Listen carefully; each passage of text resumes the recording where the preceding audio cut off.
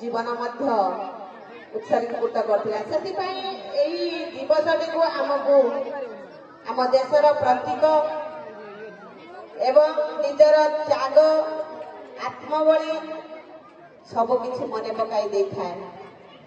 तेणु स्वाधीनता दिवस रे आमे माने समस्ते होचे स्वाधीन भारत र जणे जणे नागरिक।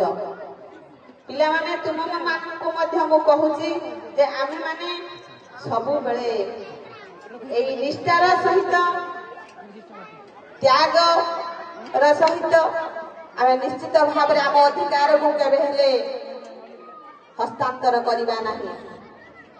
जे अधिकार रे आमे माने एई जन्म माटी रे छिड़ा होइछु हमर जे अधिकार को केबे हेले स्वाधीनता दिवस रे शपथ रे आमे निश्चित भाव रे आम जीवन को ठीक मार्ग रे एवं स्वाधीन भाव रे बंचिबा पई आमे आजिर दिवस रे शपथ ग्रहण करिबो। तेणु एई स्वाधीनता दिवस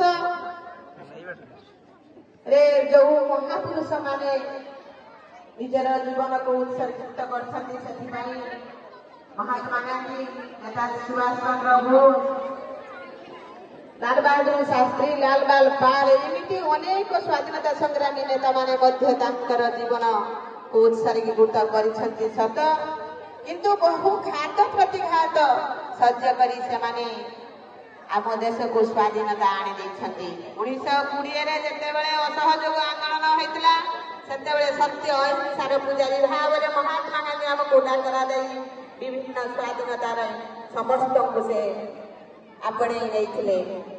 ठीक सही बरी लवण सत्याग्रह 1930 एवं 1942 रे जेते भारत छाड़ आंदोलन हला स्टेप बाय स्टेप एमिति आंदोलन करी विभिन्न स्वाधीनता संग्रामी मानकर साहाय्य रे डाकरा रे से आज आम देश को स्वाधीनता आनी दे पाछथि।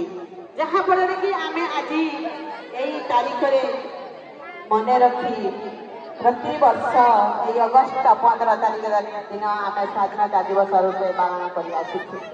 तेणु एई स्वाधीनता दिवस रे आम निश्चित भाव रे आम देशर गर्व और गौरव को किपरि त्वरान्वित करिबा सेतिपई समस्ते शपथ ग्रहण करी आजिर दिनटी को स्वागत करिबो। एतिकी कही मोर वक्तव्य रखुची। जय हिंद, जय भारत।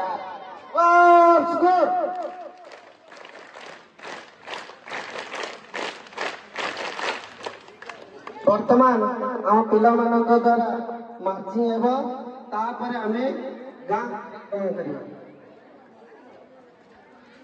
हां वर्तमान 9 क्लास